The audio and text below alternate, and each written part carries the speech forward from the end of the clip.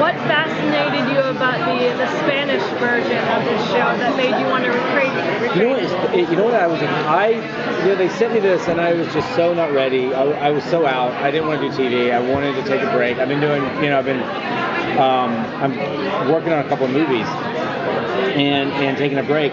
And network television just kicked my butt. After a while, I don't know I don't know. Are there any stories left to be told? I don't want to do another vampire show. I don't want to do another CW show. I don't want to do a cop drama. I don't want to, I just didn't know where I fit in network television.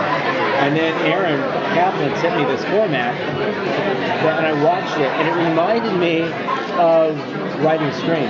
It reminded me of sort of deconstructing the horror genre. And I kind of just went, well, it's so emotional. I don't know if you've seen it, but I remember watching The Three Little Pigs, and I got really wrapped up into this drama of this poor man who had just lost everything, and he just wanted someone to sort of pay for it, and he went and hunted down those responsible, and he helped them puff and blew their lives apart, and not just sort of in a Charles Bronson way, but in a very sort of metaphorical way. He just really got inside their lives and destroyed them.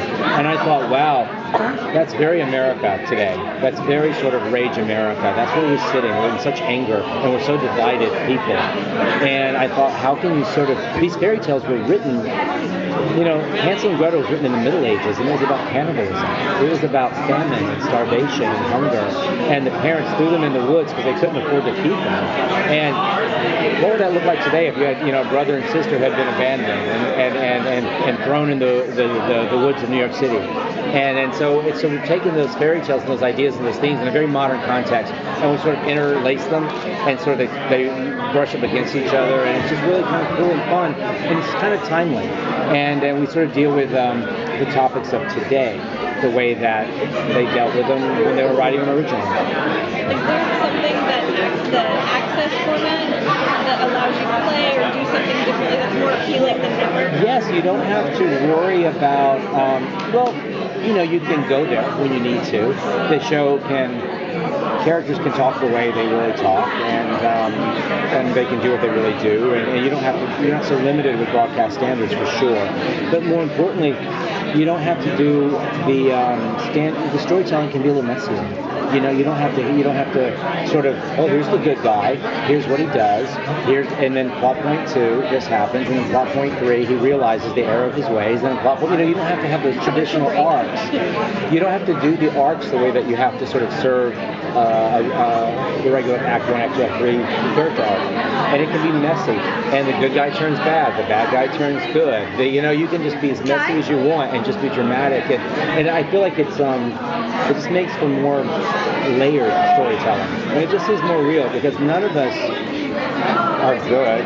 We're and. There's no or. It's always and. Like Into the Woods. Either is it always and? Is it never or? How much influence has today's political field brought into the show? Because I know you've been very influenced. A little bit, a lot, a little bit to a lot. I mean, I really do think we have one character, our Hansel and Gretel, who's come out of Iraq, who's a vet. And she's scarred inside and out, and she's been thrown away by her country, after serving 2 tours.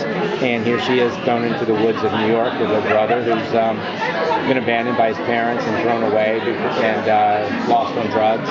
And they come across some candy they shouldn't touch, and they do. And it comes with a big bad witch. And then of course the Three Little Pigs is our probably most politically charged because it really is about Rage America and how this really quiet man, this little sort of liberal Democrat realizes maybe it's time to go buy a gun.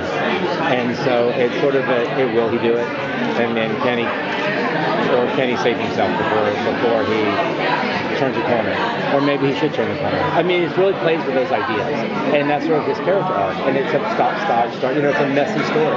And it's kind of a real story. I try to sort of present both sides and just sort of entertain along the way. Are you really? Seriously? It's like I just get in a groove and I start like answering questions. Is it an anthology series? No, it's the original one was. This is a serialized.